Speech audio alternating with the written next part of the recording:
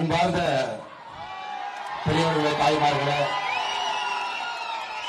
நம்முடைய எண்மண் எண் மக்கள் பயணம் ஐயா இன்னைக்கு 191வது தொகுதியாக உங்களுடைய திருவள்ளூருக்கு வந்திருக்கின்றோம். ஒரு தொகுதியாக கடந்து மக்களுடைய அன்பையெல்லாம் பெற்றுக்கொண்டு தமிழகத்திலே ஒரு புதிய அரசியலை நம்முடைய எண்மண் எண் மக்கள் யாத்திரை உருவாக்கி கொண்டிருக்கிறது. இதுவரை அரசியல் பக்கம் போகாதவர்கள், ஆர்வம் இல்லாதவர்கள், தமிழகம் மாறவே மாறாது என்று நினைத்தவர்கள், திராவிட கட்சிகளிலிருந்து தமிழகத்தில் மக்களுக்கு விமோசனம் இல்லை என்று நினைத்தவர்கள் எல்லாம் இன்று பாரதிய ஜனதா கட்சியின் பக்கம், இந்த யாத்திரையின் பக்கம் வந்து கொண்டிருக்கின்றார். நிச்சயமாக ஒரு புதிய சரித்திரத்தை இந்த யாத்திரையில நாம் அனைவரும் இணைந்து எழுதிக் கொண்டிருக்கின்றோம். சகோதர சகோதரிகள், திருவள்ளூரை பொறுத்தவரை சரித்திர புகழ் வாய்ந்த மன்னர். பல்லவர் காலத்துல, சோழர்கள் காலத்துல, விஜயநகர் மன்னர் காலத்துல எப்பொழுதும் கூட ஆன்மீகத்திலே கோலோச்சி ஒரு பூமி. 108 திவ்ய தேசங்களில் மிக முக்கியமாக இருக்கக்கூடிய வீரராகவ பெருமாள் கோயில் இருக்கக்கூடிய திவ்ய தேச கோயில் இது.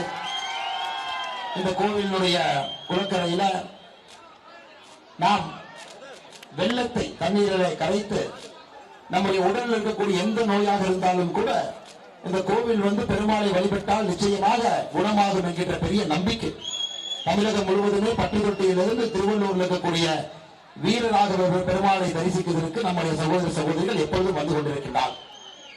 ஐயா, இன்னைக்கு பாருங்க, உங்களுக்கு கிடைச்சிருக்கக்கூடிய எம்எல்ஏ, உங்களுக்கு கிடைச்சிருக்கக்கூடிய எம்பி 2 பேருக்கு பாருங்க எப்படி இருக்காங்க. ஒரு ஜனநாயகத்துல இருவரும் மோசமாக இருந்தால் ஒரு ஊர் எப்படி இருக்கும் என்பதற்கு திருவள்ளூர் உதாரணம் ஐயா. எந்தவித அடிப்படை வசதிகள் இல்லை, ஒரு சாதாரண ரோடு கூட போடல. இன்னைக்கு யாத்திரை வருதுன்னு ஏதோ மத்தியானத்தில் அவசரமா ரோடு போட்டுட்டு இருந்தார். யாத்திரை வருகிறது என்று அவசரமாக இங்க இருக்கக்கூடிய மாநில அரசு தார் சாலை போட்டு இருக்கான். அந்த அளவுக்கு தாங்க உங்களுடைய ஆட்சி இருக்கு. கவுண்டமணி என்ன ஒரு படத்தில் சொல்லுவார், இந்த குண்டூசி விற்கிறவங்க தொழிலதிபர் அப்படிம்பா, எல்லாம் தொழிலதிபர். இன்னைக்கு உங்களுடைய எம்எல்ஏ திமுக ஆட்சி காலத்துல எல்லாரும் கல்வி தந்தை, சாராய வித்தவன் கல்வி தந்தை, எப்படியெல்லாம் பணத்தை சம்பாதித்தார்கள் எல்லாரும் கல்வி தந்தை. அதுபோல பல கல்வி தந்தையில ஒரு கல்வி தந்தையாக யார் இருக்காங்கன்னா உங்களுடைய எம்எல்ஏ விஜி ராஜேந்திரன், அவரும் ஒரு கல்வி தந்தை. காரணம், ஒரு மருத்துவக் கல்லூரி நடத்துறாரு. திருவள்ளூர் பக்கத்துல பாண்டூர்ல நடத்தக்கூடிய இந்திரா மருத்துவக் கல்லூரி என்கின்ற மருத்துவக் கல்லூரி நடத்துறாரு. இந்த குரூப் தான், இவரு தான் 2021, 23 பல காலகட்டத்தில் நீட்டை எதிர்த்து போராடிய ஒரு கும்பல்ல உங்களுடைய எம்எல்ஏ கல்வி தந்தை என்று சொல்லக்கூடிய விஜி ராஜேந்திரன் ஒருவர். காரணம், நீட் வந்த பிறகு உங்களுடைய கல்வி தந்தை எம்எல்ஏக்கு கல்லா கட்ட முடியல. நீட் வருவதற்கு முன்பாக ஒரு சீட்டு 5 கோடி, 6 கோடி, 7 கோடிக்கு விட்டுக் கொண்டிருந்தார்கள். நீட் வந்த பிறகு இவர்களால் எந்த சீட்டையும் கூட விற்க முடியவில்லை என்கின்ற வருத்தத்தில் திமுக யாரெல்லாம் மருத்துவக் கல்லூரி வைத்திருக்கிறார்களோ எல்லோரும் நீட்டுக்கு எதிராக போராட்ட ஆர்ப்பாட்டம் பண்ணிட்டு இருக்கிறாங்க. ஐயா, 2014 மோடி ஆட்சிக்கு வந்த பொழுது இந்தியாவில் மொத்தமாக இருந்த மருத்துவ சீட் 57,592 ஐயா. 57,592 தான் இந்தியாவில் மொத்தமாக இருந்த மருத்துவ சீட்டுங்க ஐயா. இன்னைக்கு 2024 பிப்ரவரி மாசத்துல இந்தியாவில் இருக்கக்கூடிய மொத்த மருத்துவ சீட்டு 1,08,940. ஐயா, சுருக்கமாக சொல்ல வேண்டும் என்றால், சுதந்திரம் கிடைத்து முதல் 67 ஆண்டுகள் 1947 இருந்து 2014 வரை முதல் 64 ஆண்டுகள்ல எத்தனை மருத்துவ சீட் இருந்துச்சோ அதை நாம 9 ஆண்டுகள்ல இரட்டிப்பு செய்திருக்கின்றோம். சகோதர சகோதரி, சாதாரண வேலை. ஒரு பக்கம் நம்முடைய நரேந்திர மோடி அவர்கள் மருத்துவ சீட் அதிகப்படுத்துறார், அரசு மருத்துவ கல்லூரி அதிகப்படுத்துறார். இன்னொரு பக்கம் நீட் மூலமாக நம்முடைய குழந்தைகளுக்கு அதிக சீட்டு கிடைக்கும். தனியார் கல்லூரிக்கு போனாலும் சரி, அரசு மருத்துவ கல்லூரிக்கு போனாலும் சரி, நீட் மூலமாக பரீட்சை எழுதித்தான் செல்ல வேண்டும் என்கிற 2016 பிறகு வந்த பிறகு இது போன்ற கல்வி தந்தை எல்லாம் கஷ்டத்துல இருக்கா. அது உங்க எம்எல்ஏ உடைய கதை. உங்க எம்பி இப்பதான் தூங்கி எதிர்ச்சிருக்கார். போன தேர்தல் முடிந்த பிறகு இப்பதான் உங்களுடைய எம்பி தூங்கி எதிர்த்து தொகுதிக்குள்ள வரார் அண்ணன் ஜெயக்குமார் அவர். அவர்கிட்ட உண்மையாலுமே போய் கேட்டா, அண்ணன் கபில் தேவ் கிரிக்கெட் விளையாடுறான்னு கேட்டா, ஆமா கபில் தேவ் கிரிக்கெட் விளையாடுறாரு. உங்களோட எம்பி கிட்ட போய், அண்ணே நேத்து கூட பார்த்தோம்பா கபில் தேவ் பவுலிங் எல்லாம் போட்டார். அவர் 1983 அப்புறம் அப்டேட்டே ஆகலீங்க. 1980 காலகட்டத்தில் வாழ்ந்து கொண்டிருக்கிறார். ஒரு 2-3 நாளைக்கு முன்னாடி பார்த்தா உங்க எம்பி வந்து ஒரு பிரஸ் மீட் பண்ணார். என்னப்பா அநியாயமா இருக்கு, அதானி போய் ராமர் கோவில திறக்கிறாரு, என்னப்பா அநியாயமா இருக்கு. அதை எல்லாம் வரவேற்கிறாங்க. இதை நான் வன்மையா கண்டிக்கிறேன். பத்திரிகை நண்பர்கள் நீங்க எல்லாம் கேட்கணும். அதானியை போய் கோயில் திறக்க வைக்கிறாங்க, ராமர் கோயிலை திறக்க வைக்கிறாங்க, இதெல்லாம் நியாயமான்னு கேளுங்க. அதானிக்கும் ராமர் கோவிலுக்கும் என்ன சம்பந்தம்? அதானி யாரு, அம்பானி யாரு, பிர்லா யாரு, சாமானிய மக்கள் யாரு, பாரத பிரதமர் நரேந்திர மோடி யாருமே தெரியாத ஒரு எம்பி. உண்மையாலுமே அந்த எம்பிக்கு ஒரு 2 வயசு குழந்தைகள் இருக்கக்கூடிய அரசியல் அறிவு உங்க எம்பிக்கு இருப்பதற்கு வாய்ப்பு இல்லை. அண்ணன் ஜெயக்குமார் அவர்கள் அழைத்து இந்த 2ஆம் கிளாஸ் குழந்தைகளுக்கு இருக்கக்கூடிய பொலிட்டிக்கல் சயின்ஸ் புத்தகம் அது இருக்கக்கூடிய 10 கேள்வி இந்த எம்பி கேட்டீங்கன்னா ஜெயக்குமார் அண்ணனுக்கு சத்தியமா 10 கேள்வி தெரியாது. அப்படிப்பட்ட எம்பி ஒரு பக்கம். 2019 தேர்தல் முடிந்த பிறகு கிட்டத்தட்ட 4 வருடம் 10 மாசம் படுத்து தூங்கிட்டு தொகுதி பக்கம் நேற்று முன்தினம் வந்து என்னப்பா நடக்குது, என்னப்பா இந்தியா வளர்ந்துருச்சு, என்னப்பா அது இவ்வளவு பெருசா வளர்ந்துருச்சுன்னு பேசிட்டு இருக்கார்.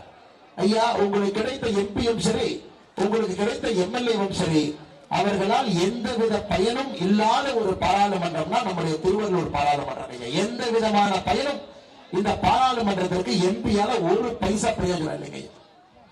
ஐயா, இந்த காங்கிரஸ் கட்சி பத்தி உங்களுக்கு தெரியும். சமீபத்தில் திமுக அமைச்சர் அவர்கள் சொன்னார், இந்த காங்கிரஸ் கட்சி இருக்கிறதே தேர்தலில் சீட்டு கேட்கறதுக்காகத்தான், மக்கள் சேவை செய்வதற்காக இல்லை, மக்கள் பிரச்சனைக்காக குரல் கொடுப்பதற்காக இல்லை, மக்களுக்கு ஒரு அடிப்படை பிரச்சனையை தீர்த்து வைப்பதற்காக காங்கிரஸ் கட்சி இல்லைங்கய்யா. காங்கிரஸ் கட்சி இருப்பதே தேர்தல் நேரத்தில் சீட்டு கேட்டு எலெக்ஷன்ல நிக்கணும். அதுல திருவள்ளூருடைய உங்க எம்பி ஜெயக்குமார் அவர்களும் விதிவிலக்கு இல்லை. சகோதர சகோதரி, இன்னைக்கு 2024 நாம் அனைவரும் தெளிவாக இருக்கின்றோம். இதிலிருந்து நமக்கு ஒரு மாற்றம் வேண்டும், ஒரு நல்ல மாற்றம் வேண்டும், ஒரு அற்புதமான மாற்றம் வேண்டும். 10 ஆண்டுகளாக எப்படிப்பட்ட வளர்ச்சியை பாரத பிரதமர் நரேந்திர மோடி அவர்கள் கொடுத்துக் கொண்டிருக்கிறார்களோ அடுத்த 5 ஆண்டு இன்னும் வேகமாக செல்ல வேண்டும் என்றால் மோடி அவர்கள் 3வது முறையாக ஆட்சி கட்டலிலே அமர வேண்டும் என்பதிலே நாம் அனைவரும் தெளிவாக இருக்கின்றோம். சகோதர சகோதரி, நாம் எல்லாரும் தெளிவாக. நாம் முதலமைச்சர் அவர்கள் சமீபத்தில் முதலமைச்சர் அவர் அப்ப பார்த்தா அப்ப தமிழ்நாட்டில் இருக்காருங்க ஐயா. அப்ப பார்த்தா அவர் பார்ட் டைம் சீஃப் மினிஸ்டர். இந்தியாவிலே பார்ட் டைம் சீஃப் மினிஸ்டர் பகுதி நேர முதலமைச்சர் யாருன்னா நம்முடைய முதலமைச்சர் அண்ணன் மு.க. ஸ்டாலின் அவர்.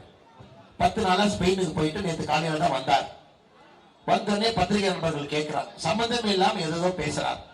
எப்படி பேசுறாருன்னா, ஐயா இத்தனை நாளா முதலமைச்சர் எப்படின்னா துண்டு சீட்டை பார்த்து படிக்கிறத பார்த்திருக்கோம். ஆனா இன்னைக்கு கேட்க வேண்டிய கேள்வியும் துண்டு சீட்ல இருக்கு, சொல்ல வேண்டிய பதிலும் துண்டு சீட்ல இருக்கு. பத்திரிகையாளர் கேள்வி கேட்கும் போது அப்படியே பாக்குறாரு, இது 3வது கேள்வியா 5வது கேள்வியா அது 7வது கேள்வியா, இவன் ஏன் 7வது கேள்வியா 3வதா கேட்கறான் அப்படின்னு. நீங்க பாத்தீங்களான்னு தெரியல, நம்முடைய முதலமைச்சர் பத்திரிகையாளர் சந்திப்பு அவர் பாக்குறாரு, இவன் நம்ம பிஏ சொல்லி கொடுத்தாங்க 3வது தான் இந்த கேள்வி கேட்பான், இவன் 2வது கேட்கறான். ஒரு கேள்விக்கு பதிலை பார்த்து பார்த்து படித்துக் கொண்டிருக்கிறான். இன்னைக்கு தமிழகத்தினுடன் இப்படிதாங்க இருக்கு, முதலமைச்சருடன் இப்படிதான் இருக்கு. ஒரு கேள்வியை படிக்க வேண்டிய நிலைமை, அந்த கேள்விக்கான பதிலையும் எழுதி கொண்டு வந்து அதையும் படிக்க வேண்டிய நிலைமை. ஐயா, நம்முடைய முதலமைச்சர் அவர்கள் மார்ச் 2022 1 வருஷம் 10 மாசத்துக்கு முன்னாடி, கிட்டத்தட்ட 2 வருஷம் வச்சுக்கங்க, மார்ச் 2022 எனக்கு பிப்ரவரி 2024 இருக்கிறோம் ஐயா. 2 ஆண்டுகளுக்கு முன்பு துபாய் போனார். துபாய் போயிட்டு வந்தோடனே சொன்னாரு, நான் 6100 கோடி ரூபாய் துபாயிலிருந்து பணம் வரும், நான் கையெழுத்து போட்டு விட்டு வந்திருக்கின்றேன் அப்படின்னு சொன்னார். ஐயா 2 வருஷம் ஆச்சு. இவர் கடைசியாக போன துபாய் பயணத்திலிருந்து 1 பைசா இதுவரைக்கும் வரல. அவர் துபாய் போயிட்டு வந்து பேசுறது எப்படி இருந்துச்சுன்னா, அந்த வடிவேல் சொல்லுவார் பாத்தீங்கன்னா, நல்லா துபாய்க்கு பிளைட்ல போகும்போது டிக்கெட்டே வாங்காம போவேன் அப்படின்னு. ஒரு படத்துல பாத்துக்கீங்களா ஐயா, ஒரு வடிவேல் படத்துல சொல்லுவார், நல்லா துபாய்க்கு டிக்கெட்டே வாங்காம போவேன் அப்படின்னு. அது போல துபாய்க்கு 6100 கோடி ரூபாய் வரும் என்று சொன்ன முதலமைச்சர் அவர்கள் 2 ஆண்டுகள் கழித்து இன்னும் 6 ரூபாய் கூட வரும். அதை குறிப்பாக அவர் சொன்னதுங்க ஐயா, இந்த நோபல் ஸ்டீல் நிறுவனம் என்கின்ற நிறுவனம் 1000 கோடி ரூபாய் தமிழகத்திலே முதலீடு செய்வார்கள் என்று சொன்னார். நாங்க சொன்ன இந்த நோபல் ஸ்டீல் நிறுவனத்தினுடைய அறக்கட்டளையினுடைய அட்ரஸ் சென்னையில, உதயநிதி ஸ்டாலின் அறக்கட்டளையும் ஒரே அட்ரஸ், ஒரே டோர் நம்பர், ஒரே வீதி, ஒரே தெரு. ஐயா, இவர்கள் துபாய்க்கு போனதே இவர்களுடைய பணத்தை பண பரிவர்த்தனை செய்து மறுபடியும் இந்தியாவுக்கு கொண்டு வருவதற்காகத்தான் அந்த துபாய்க்கு போனாங்க. எப்பொழுது பாரதிய ஜனதா கட்சியை கண்டுபிடித்து பேச ஆரம்பித்தோமோ, இவர்கள் சொன்ன 6100 கோடியில ஒரு ரூபா கூட வரலைங்க ஐயா. துபாய் பயணம் முடிந்த பிறகு நம்முடைய முதலமைச்சர் அவர்கள் 2023 மே மாசம் 23ஆம் தேதி 9 நாள் சிங்கப்பூர் ஜப்பான் போனார். எதுக்குயா போறீங்கன்னு கேட்டா, ஜனவரி மாசம் 2024 உலக முதலீட்டாளர் மாநாடு வருது, அதற்கு அனைவரையும் வாங்க வாங்கன்னு கூப்பிடறதுக்காக போனார். சரி பரவாயில்ல, நம்ம ஊர் கல்யாணம் கூப்பிட போறார். இவர் சிங்கப்பூர் ஜப்பான் போயிட்டு வந்த பிறகு 1258 கோடி ரூபாய் வருவதாக சொன்னார்கள். 14 புரிந்துணர்வு ஒப்பந்தங்கள் கையெழுத்து போட்டிருக்கிறோம் என்று சொன்னார்கள். அதுவும் வரும். இன்னைக்கு உலக முதலீட்டாளர் மாநாடு முடிந்த பிறகு ஸ்பெயினுக்கு போனார் 10 நாள். ஏங்க இப்பதான் உலக முதலீட்டாளர் மாநாடு முடிந்தது, முடிஞ்சு 10 நாள் கூட எதுக்கு ஸ்பெயினுக்கு போறீங்கன்னு கேட்டா, இல்ல மறுபடியும் பணத்தை வாங்கி கொண்டு போகின்ற. ஐயா, இந்த முதலமைச்சருடைய வெளிநாட்டு பயணத்துல பெரிய சிக்கல் இருக்கு. இவர் வெளிநாட்டுக்கு போனா இவர் சொன்னபடி 1 ரூபாய் பணம் வருவதில்லை. இவர் வெளிநாட்டுக்கு போறது அனைத்தும் சந்தேகமாகவே இருக்கு. அதனால்தான் நம்முடைய முதலமைச்சர் அன்னைக்கு ஒரு பகுதி நேர முதலமைச்சராக தமிழகத்திற்கு ஒருத்தர் கிடைச்சிருக்காரு. சரி, தென் தமிழகத்துல வெள்ளம் வந்துருச்சு, மழை கனமழை வெள்ளம் வந்து விட்டது. அங்க மூத்த அமைச்சர்கள் யாரும் போறதில்லை. முதலமைச்சர் டெல்லியில இந்தி கூட்டணி மண்டியில் உட்கார்ந்து இருக்காரு. யாராச்சும் மூத்த அமைச்சர் துரைமுருகன் யாராச்சும் போய் பார்ப்பாங்கன்னா, தென் தமிழகத்துல வெள்ளம் வந்துச்சுன்னா சரி செய்வதற்கு உதயநிதி ஸ்டாலின் அனுப்புறாரு. இவருக்கு ஸ்டார்ட் ஆக்ஷன் கேமரா சொன்னா தான் நடிப்பார். அதனால கூட டைரக்டர் கூட்டிட்டு இவரு போறாரு. ஸ்டார்ட் ஆக்ஷன் கேமரா பின்னாடி சொல்லியா நான் எப்படி நடிக்கிற பாரு. ஐயா, இன்னைக்கு தமிழகத்தினுடைய ஆட்சி கேலி கூத்தாக இருக்கிறது, கேலி கூத்தாக இருக்கிறது. அப்பா ஒரு பக்கம் டூர், பையன் ஒரு பக்கம் சினிமா டைரக்டரோட இப்படிதான் சுத்திட்டு இருக்கிறான். இதனால் சாமானிய மக்களுக்கு, பொதுமக்களுக்கு ஒரு பைசா திமுக ஆட்சிக்கு வந்த பிறகு 32 மாதத்துல ஒரு பைசா நமக்கு பிரயோஜனம் இல்லைங்க ஐயா. ஊழல் ஆட்சி, குடும்ப ஆட்சி, ஜாதி அரசியல் செய்து கொண்டிருக்கிறார்கள். இது அனைத்தையும் தாண்டி உண்மையை சொல்ல வேண்டும் என்றால் அடாவடித்தனமான அரசியல் திராவிட முன்னேற்ற கழகம் இறங்கி இருக்கிறார்கள் ஐயா. அதனால்தான் சகோதர சகோதரிகள் இதற்கு ஒரே ஒரு விமோசனம், 2024 மோடி அவர்கள் மறுபடியும் அங்கே வர வேண்டும், மறுபடியும் 3வது முறையாக ஆட்சி கட்டல் அமர வேண்டும். ஐயா, இன்னைக்கு மோடி அவர்களை பொறுத்தவரை பெண்கள் சொல்றாங்க, சகோதரிகள் சொல்றாங்க, மோடி சொன்னா செய்வாருங்க, மோடி சொன்னா செய்வார், அவர் சொல்லி என்னைய செய்யாம இருந்திருக்காங்க, அவர் சொன்னதெல்லாம் செஞ்சிருக்காரு. சகோதர சகோதரிகளே, மோடி அவர்கள் ஒரு ஆண்டும் ஆகஸ்ட் 15ஆம் தேதி நம்முடைய சுதந்திர தின விழால செங்கோட்டையில பேசுவாங்க. மோடி அவர்கள் ஒரு ஆண்டும் ஆகஸ்ட் 15ஆம் தேதி செங்கோட்டையில பேசும் பொழுது இந்தியா எப்படி வளர்கிறது, எதை நோக்கி செல்கிறதுன்னு சொல்லுவாங்க. ஐயா, என் கையில கடந்த 10 ஆண்டுகளாக மோடி அவர்கள் செங்கோட்டையில பேசி உரையை வைத்திருக்கின்றனர். 10 வருஷமா மோடி என்ன பேசினார், ஒரு ஆண்டும் செங்கோட்டையில ஆகஸ்ட் 15ஆம் தேதி மோடி அவர்கள் என்ன பேசினாங்க உங்களுக்கு நான் சொல்ல விருப்பப்படுறேன் ஐயா. எந்த அளவுக்கு நம்முடைய மாறி இருக்கிறது என்பதை ஒரு விதத்தில் நீங்க பாருங்க. 2014 சுதந்திர தின விழா செங்கோட்டையில மோடி அவர்கள் பேசும்போது என்ன சொன்னாங்க, ஐயா நம்முடைய நாட்டுல நல்லாட்சி, வளர்ச்சி இரண்டும் 2 சக்கரமாக இருக்க வேண்டும், அதற்காக நான் பாடுபடுவேன் என்று சொன்னார். 2014 மோடி ஐயாவுடைய முதல் சுதந்திர தின உரை செங்கோட்டை. நல்லாட்சி பண்ணிருக்கோமாங்க ஐயா? 1 ரூபாய் லஞ்சம் இல்லாம மோடி அவர்கள் மட்டுமில்ல, மோடி கொண்டிருக்கக்கூடிய 75 அமைச்சர்களும் சரி, நேர்மையான ஒரு clean government, corruption free government, ஒரு அற்புதமான ஆட்சியை 10 ஆண்டு காலமாக நம்முடைய நாட்டிலே பார்த்து கொண்டிருக்கிறோம். ஐயா, வளர்ச்சியை பத்தி சொன்னாங்க, வளர்ச்சி வளர்ச்சி நாங்க 2014 ஐயா இந்த 9 ஆண்டுகள்ல நம்முடைய உள்கட்டமைப்புக்கு மட்டுமே, சாலையா இருக்கலாம், விமான நிலையங்களா இருக்கலாம் ஐயா, ஒரு சின்ன சின்ன போர்ட் சிட்டி துறைமுகமா இருக்கலாம், வந்தே பாரதா இருக்கலாம், இந்தியாவுடைய வளர்ச்சிக்கு மட்டுமே 9 ஆண்டுகள மோடி அவர்கள் 100 லட்சம் கோடி ரூபாய் செலவு செய்திருக்கிறார்கள். 100 லட்சம் கோடி. இதை நீங்க சரியா ஆராய்ச்சி பார்த்தீங்கன்னா இதற்கு முன்னாடி எவ்வளவு செலவு பண்ணாங்க? சரி, மோடி அவர்கள் 9 ஆண்டுகள்ல 100 லட்சம் கோடி செலவு பண்ணியிருக்காங்க. இதற்கு முன்னாடி ஆட்சியில எப்படி பண்ணாங்க? 2004 காங்கிரஸ் ஆட்சிக்கு வந்த முதல் வருடம், அதாவது 10 ஆண்டுகள் காங்கிரஸ் ஆட்சியில் இருந்தார். 2004 காங்கிரஸ் ஆட்சிக்கு வந்த முதல் வருடத்திலே காங்கிரஸ் உள்கட்டமைப்புக்காக செலவு செய்த நிதி 1,04,000 கோடி. 1 லட்சம் கோடி 2004. 2014 காங்கிரஸ் அவர்கள் விட்டுட்டு செல்லும் போது, ஆட்சியை முடிச்சுட்டு செல்லும் பொழுது 1,88,000 கோடி. 1 லட்சம் கோடி, 1,88,000 கோடி தான் 10 ஆண்டுகள். ஐயா 2014 1,88,000 கோடி. இன்னைக்கு ஐயா ஒரு வருஷத்துக்கு 11 லட்சம் கோடி, 9 ஆண்டுகள்ல 100 லட்சம் கோடி. அப்படின்னா நீங்க யோசிச்சு பாருங்க, 10 மடங்கு ஒரு ஆண்டுக்கு உள்கட்டமைப்புக்கு 10 மடங்கு நம்முடைய அரசு பணம் செலவு செய்கின்றோம். ஐயா நீங்க நல்லா புரிஞ்சுக்கணும், இது குட் கவர்னன்ஸ். அதாவது நம்முடைய பணம், உங்களுடைய வரி பணம் எதுக்கு செலவு செய்யறோம்னா, முதலமைச்சர் ஸ்பெயினுக்கு போறதுக்கு விமான டிக்கெட்டுக்கு செலவு பண்ணல. உதயநிதி ஸ்டாலின் பிளைட்டை பிடிச்சு தூத்துக்குடி போறதுக்கு செலவு பண்ணலீங்க, சீமானவற்றை கூட்டிட்டு. உங்களுடைய வரி பணம் முழுவதுமே லஞ்ச லாவண்யம் இல்லாமல் இந்த நாட்டினுடைய வளர்ச்சிக்காக, அடுத்த கட்ட வளர்ச்சிக்காக மோடி அவர்கள் உருவாக்கி கொண்டிருக்கிறார். நம்ம ஆட்சிக்கு வந்த பொழுது 2014 இந்தியாவுடைய மொத்த விமான நிலையங்கள் 74 ஏர்போர்ட் இந்தியாவில் இருந்துச்சு ஐயா. இன்னைக்கு இந்தியாவுடைய மொத்த விமான நிலையங்கள் 149, 149. திருச்சி 149வது ஐயா. சமீபத்தில் பிரதமர் அவர்கள் ஜனவரி மாசம் 2ஆம் தேதி வந்து திறந்து வச்சான். மருத்துவக் கல்லூரி சீட்டை பத்தி சொன்னாங்க ஐயா. 57,000 இருந்தது, 1,08,000. நாம் எல்லாத்தையும் 67 வருஷத்துல என்ன செஞ்சாங்களோ நாம் 9 ஆண்டுகள்ல அதை இரட்டிப்பு செய்திருக்கிறோம். 67 வருஷத்துல செஞ்சதை 9 ஆண்டுகள்ல எல்லாத்தையும் நாம இரட்டிப்பு செய்திருக்கின்றோம் ஐயா. இது 2014 மோடி அவர்கள் சொன்னது ஐயா. 2015 சொன்னாரு, 2 விஷயம் சொன்னாருங்க ஐயா செங்கோட்டையில். 2015 வீடு இல்லாதவர்களுக்கு வீடு கொடுப்போம். யாருக்கு வீடு இல்லையோ, யாரு குடிசை வீட்டுல இருக்காங்களோ அவர்களுக்கு கான்கிரீட் வீடு கொடுப்போம். இந்தியாவை ஒரு உயர்ந்த பொருளாதார நாடாக மாற்றுவதற்கு பாடுபடுவேன். இந்த 2ஐயும் மோடி அவர்கள் எப்படி செஞ்சிருக்காங்கன்னு பாப்போம் ஐயா. ஐயா 2015 தான் மோடி ஐயா ஏழை மக்களுக்கு, வீடு இல்லாதவர்களுக்கு வீடு கொடுப்பேன்னு சொன்னார். திட்டத்தை பார்த்தா ஆரம்பிச்சாங்க. அது திட்டத்தினுடைய பெயர் உங்களுக்கு தெரியும், பிரதம மந்திரி ஆவாஸ் யோஜனா, பிரதம மந்திரி இலவச வீட்டு திட்டம். இன்னைக்கு 4 கோடி குடும்பங்களுக்கு வீடு கொடுத்திருக்கிறோம். 4 கோடி.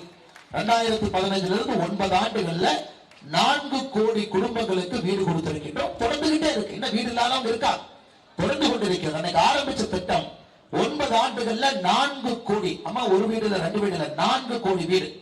ஒரு வீட்டுக்கு 2,69,000 ரூபாய். ஒரு வீட்டினுடைய செலவு 2,69,000 ரூபாய் மானியம். நான் பொருளாதார நாடாக மாற்றுவேன் என்று சொன்னார். அதே வருஷத்தில் ஐயா 11வது பெரிய பொருளாதார நாடாக இருந்தோம். 2014 பொருளாதாரத்திலே 11வது பெரிய நாடாக இருந்தோம். இன்னைக்கு உலகத்தினுடைய 5வது பெரிய பொருளாதார நாடாக உயர்ந்திருக்கின்றோம். 11லிருந்து 5. 2015 மோடி அவர்கள் என்ன சொன்னாரோ அதையும் செஞ்சிருக்கும். 2016 ஒரே பாரதம் உன்னத பாரதம், நம்முடைய நாட்டை இணைக்க வேண்டும் என்று சொன்னார். வடகிழக்கு, காஷ்மீர் அனைத்தையும் ஒருங்கிணைத்து ஒரே நாடாக நாம் கொண்டு வர வேண்டும் என்கின்ற கருத்தை 2016 சுதந்திர தின உரையில வச்சாருங்க. ஆர்டிகல் 320 நீக்கிட்டோம். காஷ்மீர் நம்மோடு இருக்கிறது. வடகிழக்கு மாநிலங்கள் முழுமையாக நம்மோடு இருக்கிறது. ஆயுதத்தை விட்டுவிட்டு ஜனநாயகத்தின் பக்கம் வடகிழக்கில் இருக்கக்கூடிய எல்லா மிலிட்டரி குரூப் வர ஆரம்பிச்சிட்டாங்க. காசி தமிழ் சங்கமம், சௌராஷ்டிரா தமிழ் சங்கமம், தெலுங்கு சங்கமம், யுவ சங்கமம், இந்தியா முழுவதையும் நம்முடைய பிரதமர் அவர்கள் ஒரே பாரதம் உன்னத பாரதம் என்கின்ற கோட்பாட்டில் இணைத்துக் கொண்டிருக்கிறார். இதற்கு முன்பு இந்தியா முழுவதையும் ஒரு பாரத நாட்டை இந்த அளவுக்கு யாரும் இணைக்கலைங்க. 2016 2017 நம்முடைய பிரதமர் அவர்கள் செங்கோட்டையில சொன்னாங்க, டிஜிட்டல் பொருளாதாரத்தை உருவாக்குவேன். அதாவது பண பரிவர்த்தனை. அப்புறம் 2017 யோசிச்சு பாருங்க, பாக்கெட்ல பணத்தை வச்சுட்டு போவோம், யாரு பிக்பாயின் அடிப்பான்னு கூட தெரியாது. மார்க்கெட்டுக்குள்ள போனா கையை தூக்கி தூக்கி பாக்கெட்ல பாத்துக்கிட்டே போவோம், பணம் இருக்குதா, பணம் இருக்குதா, இருக்குதாப்பா. டெய்லருக்கு போய் அண்ணா பேண்ட் தைனா டெய்லர் என்ன சொல்லுவாரு, அண்ணே உள்ஜோப்பு வச்சு தைக்கட்டுமான்னு கேட்பார்.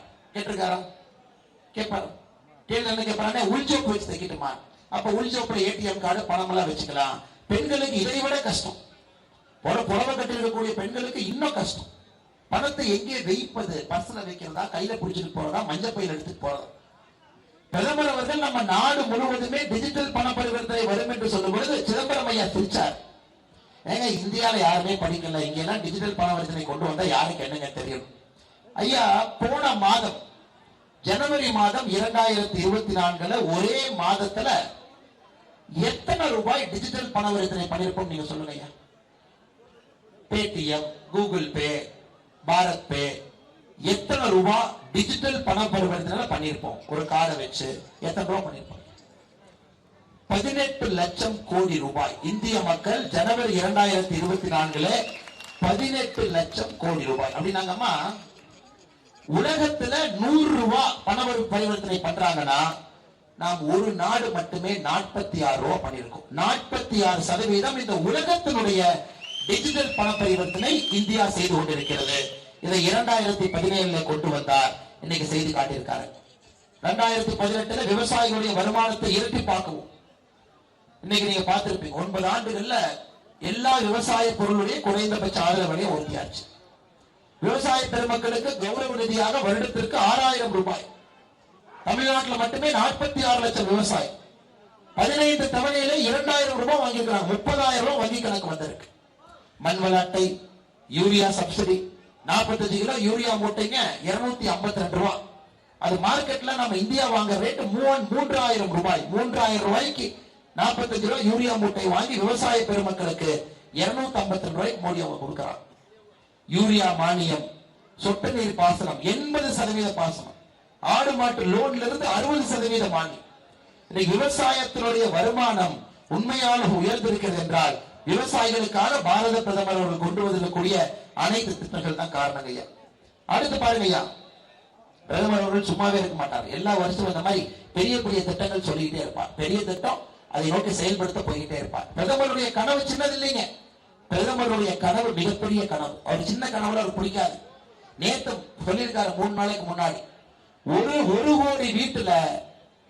கோடி வீட்டுல சோலார் பேனல், சூரிய ஒளியிலிருந்து மின்சாரம் எடுக்கக்கூடியத 1 கோடி வீட்டு 300 யூனிட் இலவசம்.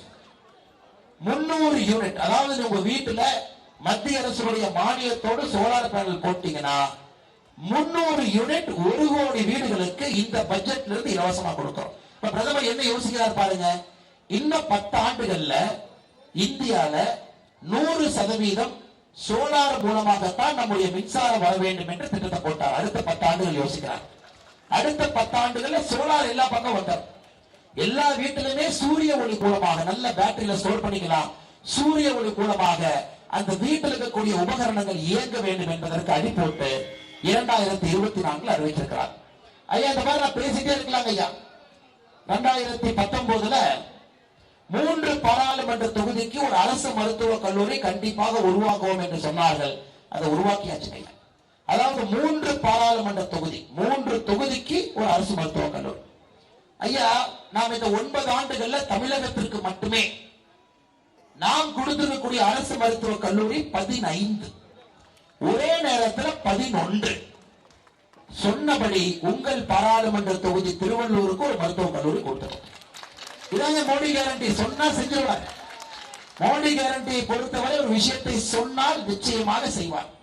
அடுத்து 2020 சொன்னாரு, உள்ளூர் பொருட்களை தான் வாங்கணும், வெளிநாட்டு பொருட்களை வாங்காதீங்க. 2020 செங்கோட்டையில சொன்னார், பொம்மை வாங்குறீங்களா உள்ளூர் பொருள், அகல் விளக்கு வாங்குறீங்களா உள்ளூர் பொருள், ஷூ வாங்குறீங்களா உள்ளூர் பொருள், சட்டை வாங்குறீங்களா உள்ளூர் பொருள், வெளிநாட்டுல இருந்து எதுவும் வாங்காதீங்க. இந்த தீபாவளி பண்டிகையின் போது உள்ளூர் பொருட்களுடைய மொத்தமா வித்தது மட்டுமே 4 லட்சம் கோடி ரூபாய். இந்த தீபாவளிக்கு இந்தியாவிலே எல்லாரும் முடிந்தவரை உள்ளூர் பொருளை தான் வாங்கணும், வெளிநாட்டு பொருள் வேண்டாம். பிரதமருடைய கனவுப்படி போச்சுனாங்க. இன்னும் 10 ஆண்டுகள்ல இந்தியாவுடைய பொருள் தான் வெளிநாட்டுக்கு செல்லுமோ தவிர வெளிநாட்டினுடைய பொருள் எதுவும் இந்தியாவுக்கு வருவதற்கு வாய்ப்பே இல்லை. அதற்கான அஸ்திவாரத்தை 2020 போட்டாருங்க. 2021 அடுத்த 25 ஆண்டுகள்ல இந்தியா வளர்ச்சியடைந்த பாரதமாக உலகத்தினுடைய முதல் நாடாக உயரும்னு சொன்னாங்க. 2021 சொன்னாங்க. 11வது இடத்துல இருந்து 5வது இடத்துக்கு வந்தாச்சு பொருளாதாரத்தில். 2028 முடியும் பொழுது 3வது இடத்துக்கு வந்துடும். தனிநபர் வருமானத்தை இரட்டிப்பாக்கிக்கின்றோம். பிரதமருடைய கனவு 2047 முடியும் பொழுது இந்த உலகத்தினுடைய முதன்மையான பொருளாதார நாடாக மாற வேண்டும் என்று கனவு காண்கின்றார். நிச்சயமாக நீங்கள் அதை நடத்தி காட்டுவீர்கள் என்பதில் எந்த ஒரு மாற்று கருத்தும் இல்லை. ஐயா பட்ஜெட் எத்தனை பேர் பட்ஜெட் படிக்கிறீங்கன்னு தெரியலீங்க. ஒரு நேரம் இருக்கான்னு தெரியல பேப்பர் படிக்கிறேன். இந்த பட்ஜெட்ல நம்முடைய உள்கட்டமைப்பு மட்டுமே உருவாக்குவதற்கு இதுவரை இந்திய சரித்திரத்திலே ஒதுக்கப்பட்ட நிதி இந்த ஆண்டு தான் ஹையஸ்ட் ஐயா. 11,11,1 111 கோடி 11 லட்சம் கோடி ரூபாய் இந்த பட்ஜெட்ல இந்த ஒரு ஆண்டுக்கு நம்முடைய உள்கட்டமைப்பை உருவாக்குவதற்காக. ஏன்னா நம்ம வளர்ந்த நாடா வர்றோம்னா பண்ணுங்க, 10 புல்லட் ட்ரெயின் வேணும். உலகத்தினுடைய வளர்ந்த நாடு என்று நீங்கள் சொல்ல வேண்டும் என்றால் 10 புல்லட் ட்ரெயின் வேண்டும், 500 வந்தே பாரத் ட்ரெயின் வேண்டும், குறைந்தபட்சம் 350 விமான நிலையங்கள் வேண்டும். இதெல்லாம் சொல்றது குறைந்தபட்சம், குறைந்தபட்சம் 350 விமான நிலையம் வேணும். இன்னைக்கு நம்ம 149 இருக்கும். 350 வந்தே பாரத் வேணுங்க, 10 புல்லட் ட்ரெயின் வேணும். இது அனைத்து மிகப்பெரிய கனவுங்க ஐயா. இதெல்லாம் ஊழல் எல்லாம் ஒரு மனுஷன் செய்யணும். 2047க்கு அடி போட்டார். அதனால்தான் பிரதமர் அவர்கள் நேற்று முன்தினம் பாராளுமன்றத்தில் சொன்னாங்க, இதுவரை 10 ஆண்டுகள்ல நாங்கள் எடுத்த முடிவுகள்லாம் ட்ரெய்லர் மாதிரி தான். கடினமான முடிவுகள் 2024க்கு பிறகு மோடி 3.0 இருக்கும் என்று சொன்னார். 3.0 மோடி 3.0. உங்கள் அன்பையெல்லாம் பெற்று மோடி அவர்கள் 3வது முறையாக ஆட்சிக்கு வந்தார். நமக்கு பயமா இருக்கு. எங்க ஆர்டிகல் 320 கடினமான முடிவு, அதே இத்தனை நாளா யாரும் எடுக்காம இருந்தாங்க. ஒரு மோடி தேவைப்பட்டார். ராமர் கோவில் 480 ஆண்டுகளாக கட்ட முடியல, ஒரு மோடி தேவைப்பட்டார். மோடி அவரு இதையே ட்ரெய்லர்னு சொன்னார்னா மெயின் பிக்சர் எப்படி இருக்கும்னு பாத்துங்க. 2024 to 29 மோடி அவர்கள் தெளிவா இருக்கு. அது நேற்று பாராளுமன்றத்தில் சொல்லிட்டாங்க. எப்படி இருக்கும் என்று சொன்னார். எப்படி இருக்கும் என்றால் 1 கோடி ஸ்டார்ட் அப், அதாவது 1 crore 1 கோடி புதிய தொழில் இந்தியாவிலே துவங்கப்பட்டிருக்கும். எப்படி அடுத்த 5 ஆண்டுகள் எல்லா வீட்டுக்கும் கேஸ் கனெக்ஷன் பைப்பு மூலமாக வந்திருக்கும். 100% வீட்டுக்கு குடிநீர் நீர் என்பது பைப்பு மூலமாக வந்திருக்கும். 100% கிராமத்தில் இருக்க நகரத்தில் இருக்க. சென்னையில என்ன வசதி இருக்கிறதோ திருவள்ளூர்ல கிடைக்கும். அதற்கான அறிகுறியை நேற்று பாராளுமன்ற ராஜ்யசபால பேசினார். நேற்று பிரதமர் பேசும்பொழுது சொன்னார், அடுத்த 5 ஆண்டுகள்ல எங்களுடைய கனவு புல்லட் ட்ரெயின், வந்தே பாரத் வளர்ச்சி, 2047 இந்தியாவுடைய உலகத்தினுடைய முதல் நாடாக இந்தியா வர வேண்டும் என்றால் அதற்கான அடித்தளத்தை போட ஆரம்பித்து விட்டோம் என்று சொன்னார்கள்.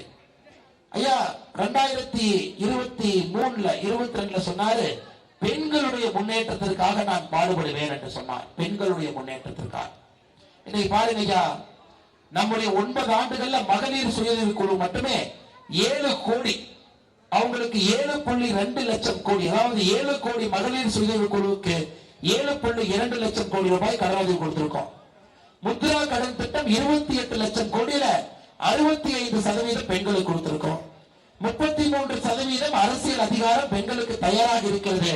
2029 இருந்து 33% எம்எல்ஏ எம்பியா இருப்பான். பெண்களுடைய முன்னேற்றத்திற்காக நம்முடைய பாரத பிரதமர் அவர்கள் அரும்பாடுபட்டுக் கொண்டிருக்கிறார்.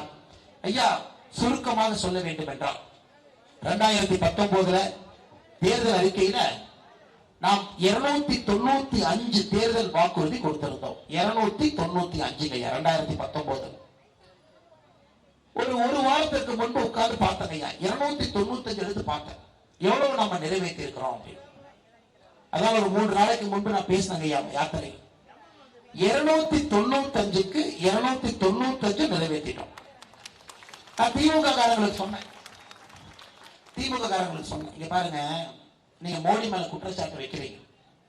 295 தேர்தல் வாக்குறுதிக்கு 295 நிறைவேற்றிட்டோம். யாராவது திமுக காரன் ஒரு தேர்தல் வாக்குறுதி நிறைவேற்றேன்னு கண்டுபிடிச்ச கொண்டுட்டு வாங்க, அரசியல் விட்டு போயிடும். ஐயா அது மோடி கேரண்டி, சொன்னதை செய்து விட்டோம். 295 295 100க்கு 100. இப்ப அடுத்து பெரிய பிரச்சனை யோசிக்கிறோம். நிலாவுக்கு போலாமா, அடுத்து எந்த பிரச்சனையை சரி செய்யலாம், அடுத்து இந்தியாவை எப்படி எடுத்துட்டு போலாம், அடுத்து யோசிச்சுட்டு இருக்காரு. திமுக 511 தேர்தல் வாக்குறுதி கொடுத்தாங்க 2021. இன்னைக்கு திமுக காரங்க சொல்றேன், 20 தேர்தல் வாக்குறுதிக்கு மேல நீ நிறைவேற்றிட்டு ப்ரூவ் பண்ணா நான் பரிசு கொடுக்குறேன். நீ வா 20க்கு மேல 511 தேர்தல் வாக்குறுதி எடுத்து டிக் போட்டுக்கிட்டே வரும். 20 வாக்குறுதி கூட நிறைவேற்ற முடியாத ஒரு அரசு இங்கே தத்தளித்துக் கொண்டிருக்கிறது. 295க்கு 295 தேர்தல் வாக்குறுதி நிறைவேற்றிவிட்டு அடுத்த பிரச்சனையை பற்றி யோசித்துக் கொண்டிருக்கின்றோம். எப்படி இந்தியாவை அடுத்த ஒரு வல்லரசு நாடாக மாற்ற முடியும் என்பதை பற்றி மோடி திட்டம் போட்டு இருக்கார். ஐயா இதாங்க சிந்தனை, ஒரே சிந்தனை, நாட்டினுடைய வளர்ச்சிக்கான சிந்தனை, பெரிய சிந்தனை, கனவுகள் பெரிது. இதை சுருக்கமாக சொல்லி நான் முடிக்க வேண்டும் என்றால், 2014 காங்கிரஸ் கடைசி ஆண்டுல பட்ஜெட் போட்டாங்க. காங்கிரஸ் பட்ஜெட் போடும்போது சொன்னாங்க, இன்னைக்கு நாம உலகத்துல 11வது பெரிய பொருளாதார நாடு, இன்னும் 30 ஆண்டுகள்ல உலகத்தினுடைய 5வது பெரிய பொருளாதார நாடாக வருவோம் அப்படின்னா. அதாவது 11வது இடத்திலிருந்து காங்கிரஸ் 2014 பட்ஜெட்ல சொன்னாங்க 3வது இடத்துக்கு வருவதற்கு, அதாவது 3வது இடத்துக்கு வருவதற்கு இன்னும் 30 வருஷத்துல வந்துருவோம். அப்ப 2044 உலகத்தினுடைய 3வது பெரிய பொருளாதார நாடாக வந்துடுவோம். ஐயா, காங்கிரசுக்கு பிறகு நாம் ஆட்சிக்கு வந்த பொழுது 2014 11வது பெரிய பொருளாதார நாடாக இருந்து இன்னைக்கு 5வது. எழுதி வச்சுங்க ஐயா, எழுதி வச்சு 2028 டிசம்பர் 31 முடியறதுக்கு முன்னாடி உலகத்தினுடைய 3வது பெரிய பொருளாதார நாடாக இந்தியா மாறி இருக்கும். இதை பிரதமர் அவர்கள் பாராளுமன்றத்தில் சொன்னாங்க. ஐயா, உங்க சிந்தனை உங்களுக்கு 2044 தேவைப்பட்டது. மோடியினுடைய சிந்தனை 2028 அதை முடித்து காட்டுகின்றார். ஐயா, 16 ஆண்டுகள் காங்கிரஸ் சிந்தனையை விட 16 ஆண்டுகள் குறைவாக இந்தியா உலகத்தினுடைய 3வது பெரிய பொருளாதார நாடாக மாறும். அதனாலதான் ஐயா, இந்த தேர்தல் சரித்திரம் வாய்ந்த தேர்தல், யாருமே நீங்க மிஸ் பண்ணிடக்கூடாது. உங்களுடைய தலைமுறைக்காக வாக்களிக்கின்றீர்கள். அடுத்த இந்தியா எப்படி இருக்கும் என்பதற்காக நீங்கள் அளிக்கக்கூடிய வாக்கு 2024 பாராளுமன்ற தேர்தல். ஐயா, மறுபடியும் இதே எம்பி தான் நிற்பார், இதே எம்பி தான் நிற்பாரு. இந்த காங்கிரஸ் நினைச்சு மாத்துறாங்களா? நம்ம எங்க காங்கிரஸ் நினைச்சு மாத்துறாங்களானே? ஐயோ ஐயோ, இவருதான் நிக்கிறாங்களா, வேற வச்சு நிக்கிறாங்களா? ஏங்கண்ணே ஐயா, ஏன் கேட்கிறேன்னா, 2 நாளைக்கு முன்னாடி கரூர்ல காங்கிரஸ்காரங்க மீட்டிங் போட்டாங்க. காங்கிரஸ்காரங்களே மீட்டிங் போட்டு எங்க எம்பி சரியா வேலை செய்யல, இந்த எம்பிக்கு சீட் இல்ல திமுக இடத்துக்கு. சிவகங்கையில காங்கிரஸ்காரங்க மீட்டிங் போட்டாங்க, கார்த்திக் சிதம்பரம் சரியா வேலை செய்யல, அடுத்த எம்பியை மாத்திரம். அதனாலதான் கேட்கறீங்க, காங்கிரஸ்காரங்க மீட்டிங் போட்டாங்களா? ஐயா, மறுபடியும் இதே நம்முடைய ஜெயக்குமார் அவர்கள் தான் உங்களுடைய எம்பியா வருவார். அவர் 1983 அவர் Kapil Dev world cup, Kapil Dev bowling போட்டாருன்னு பேசிட்டு இருப்பார். ஐயா, 40 ஆண்டுகள் முன்னாடி இருக்கிறோம். 2024 வேகம் எடுத்து இந்த குதிரை ஓடிக்கொண்டிருக்கிறது. உங்க எம்பிக்கு இந்தியால என்ன நடக்குதுன்னு சத்தியமா தெரியாது. அவருக்கு எல்லாம் புரியவே புரியாது. என்னையா பேசுறானுங்க, பொருளாதார நாடுங்கிறானுங்க, புல்லட் ட்ரெயினுங்கிறானுங்க, என்னையா பேசிட்டு இருக்காங்க. ஐயா, இந்த முறை திருவள்ளூர் பாராளுமன்ற தொகுதியில் இருக்கக்கூடிய சகோதர சகோதரிகளுக்கு என்னுடைய அன்பார்ந்த வேண்டுகோள், நீங்க எந்த கட்சியா இருந்தாலும் இந்த முறை கட்சி எல்லாம் மறந்துடுவோம். ஐயா, மோடிங்கிற ஒற்றை மனிதனுக்கு வாக்களிப்போம், அவ்வளவுதான். 2024 நாம் செய்ய வேண்டியது ஒரே ஒரு வேலை மட்டும்தான்.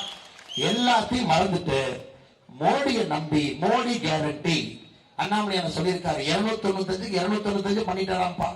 திமுக காரங்க நான் பேசலாம் கேட்டுட்டு இருப்பான், இன்னும் நல்லா பேப்பர் எடுத்து நோண்டிட்டு இருப்பான், ஏதாச்சும் பிடிப்பமா வரும் அப்படின்னு. நான் தைரியமா பார்த்துட்டு வந்து பேசுறாள் தானுங்க ஐயா. 295க்கு 295 பண்ணியாச்சு. 10 ஆண்டுகள் செங்கோட்டையில என்ன சொன்னமோ எல்லாத்தையும் செஞ்சாச்சு.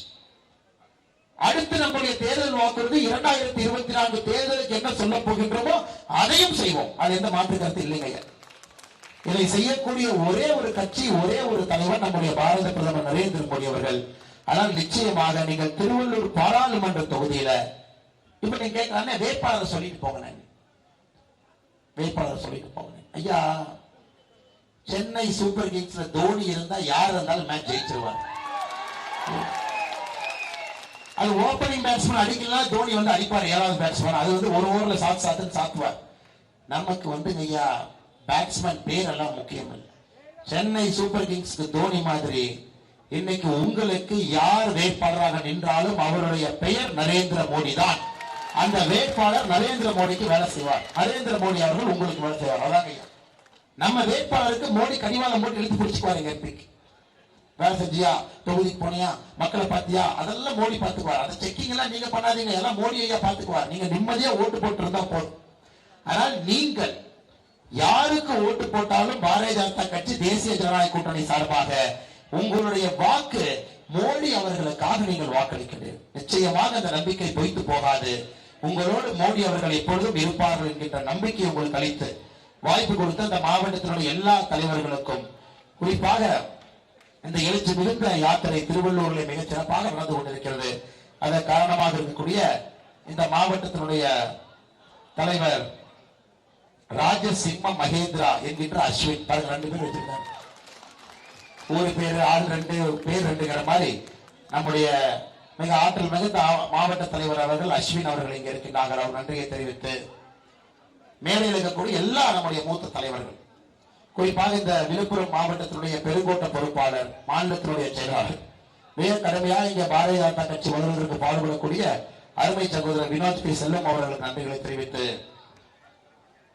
திருவள்ளூர் மேற்கு மாவட்ட பொதுச் செயலாளர் மற்றும் என் மண் என் மக்கள் யாத்திரையினுடைய மாவட்ட பொறுப்பாளர் டாக்டர் கருணாகரன் அவர்களுக்கு என்னுடைய சிறப்பு நன்றிகளை வாழ்த்துக்களை தெரிவித்து நம்முடைய மாவட்டத்தினுடைய பார்வையாளராக இருந்து மாநில செயலராக இருந்து இந்த மாவட்டத்திலே கட்சி வளர்ச்சிக்கு அரும்பாடுபட்டுக் கொண்டிருக்கூடிய அருமை சகோதரி அனந்த பிரியா அவர்களுக்கு என்னுடைய நன்றி கலந்த வாழ்த்துக்களை வணக்கங்களை தெரிவித்து இந்த மண்ணின் மைந்தன் முன்னாள் இந்த பகுதியினுடைய மாவட்ட தலைவர், மத்திய அரசு நலத்திட்டத்தினுடைய மாநில தலைவர், என் கூட முதல் தொகுதியிலிருந்து யாத்திரையை வந்து கொண்டிருக்கக்கூடிய அண்ணன் லோகநாதன் அவர்களுக்கு நன்றி கலந்த வாழ்த்துக்களை வணக்கங்களை தெரிவித்து யாத்திரையினுடைய பொறுப்பாளர் மாநிலத்தினுடைய துணைத் தலைவர் கே எஸ் நரேந்திரன் அவர்கள் நன்றிகளை தெரிவித்து மாநிலத்தினுடைய பொதுச் செயலாளர் நம்முடைய சிறப்பாளர் அண்ணன் பொன் பாலகணபதி அவர்களுக்கு நன்றிகளை தெரிவித்து பாராளுமன்றத்தினுடைய பொறுப்பாளர் நாகராஜ் அவர்கள், இணை பொறுப்பாளர் சென்னை சிவா அவர்கள், திருவள்ளூர் தொகுதியினுடைய பொறுப்பாளர் அண்ணன் கே ஆர் வெங்கடேஷ் அவர்களுக்கு என்னுடைய வாழ்த்துக்களை வணக்கங்களை தெரிவித்து நம்முடைய ஓபிஎஸ்னுடைய மாநில செயலர் முன்னாள் மாவட்ட தலைவர்